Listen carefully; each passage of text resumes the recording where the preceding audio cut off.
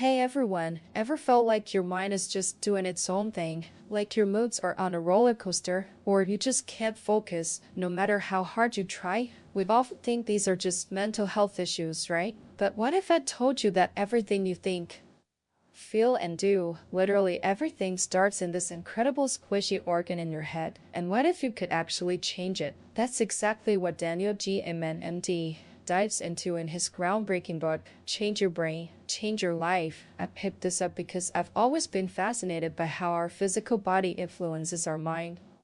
And let me tell you, this book blew my mind wide open. It's not just theory. Dr. Iman runs clinics that actually show you what's going on in your brain. At its heart, the book's main message is simple yet revolutionary. You're not stuck with the brain you have, you can make it better.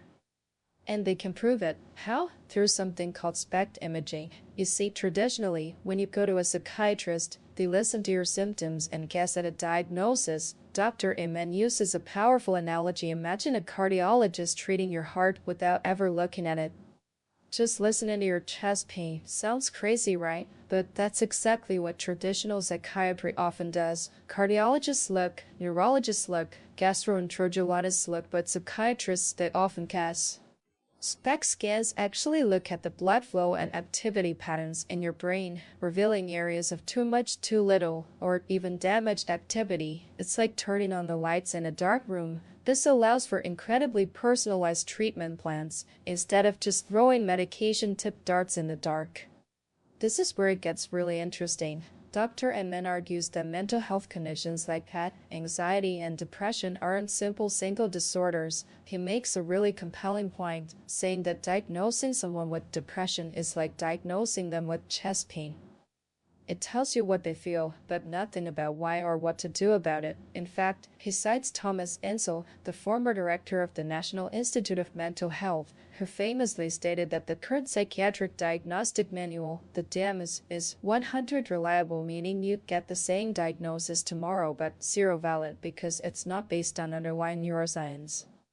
This hit me hard because it means many treatments are just a shot in the dark. Instead, Dr. Iman has identified multiple types of these conditions based on how they show up on SPECT scans. For example, he describes 7 types of 7 types of anxiety and depression, 6 types of addicts, and 5 types of overeaters. 42, 95, 16, 1. Think about 2 people both diagnosed with depression. One might have low overall brain activity, and the other might have too much activity. Do you think the same treatment will work for both? Absolutely not. This personalization, tailoring treatment to your unique brain, is a game changer. So how do they approach treatment? It's not just about the brain scans. Dr. Iman emphasizes what he calls the 4 circles of health and illness: biological, psychological, social, and spiritual. He insists that people don't get sick or better in isolation. So, a treatment plan might include biological interventions like diet, exercise, and supplements, but also psychological strategies like therapy and managing negative thoughts, social interventions like relationship counseling, and spiritual interventions like finding purpose and meaning in life. Another powerful insight from the book is just how incredibly vulnerable our brains are. Dr. Iman describes the brain as being the consistency of soft butter, housed in a really hard skull with multiple sharp bony ridges. This means it's easily injured. He shares chilling examples of how mild traumatic brain injuries, even from childhood falls or sports, can lead to serious psychiatric illness years later. It makes you think twice about hitting your head.